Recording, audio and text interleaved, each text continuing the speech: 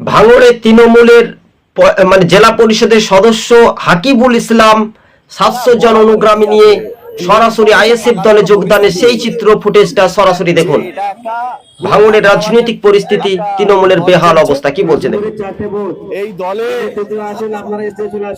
এই দলে নটোরিয়াস ক্রিমিনালের মতো লোক যদি ক্যান্ডিডেট হয়, তারা যদি নেতৃত্বের অবস্থায় থাকে, এই দলটা করার মতো আর মানসিকতা পরিস্থিতি আর থাকে না। কতজন নিয়ে জয়েন করবেন? এখানে প্রায় 5 থেকে 700 জন, মানে আমাদের তৃণমূলের কর্মী যারা ছিল, পুরনো তৃণমূলের কর্মী যারা ছিল, তারা আজকে আইএসএফ এ জয়েন করেছে এবং ভাইজানের নেতৃত্বে এখানে ভাঙড়ে ভাইজান অন্তত কম বেশি প্রায় 1 লক্ষ ভোটের কাছাকাছি ভোটে জিতবে।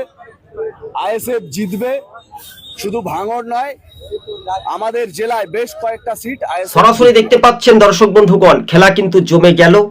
অর্থাৎ ভাঙড়ে নওশাদ সিদ্দিকী প্রার্থী হওয়াতেই রাতের ঘুম কিন্তু শওকত মোল্লা হেরে যাবে, এটা একটা লক্ষণীয় একটা কারণ। সবুজবঙ্গ নিউজ চ্যানেলটি ভালো লাগলে শেয়ার করে পাশে থাকবেন। তবে রাজ্য রাজনীতির ময়দানটা তৃণমূলের প্রার্থী পরাজিত হবে।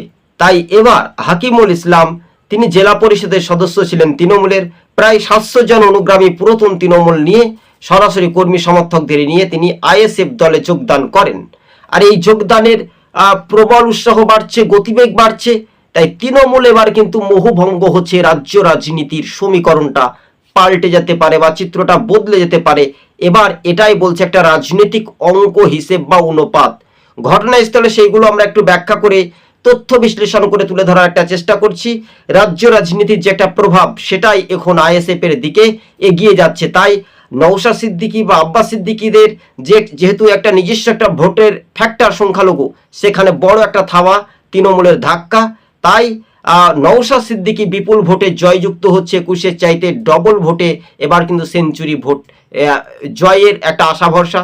তৃণমূলের প্রার্থীকে পিছিয়ে ফেলে, মানে পিছিয়ে এগিয়ে গেল। তাই তৃণমূলের বিরাট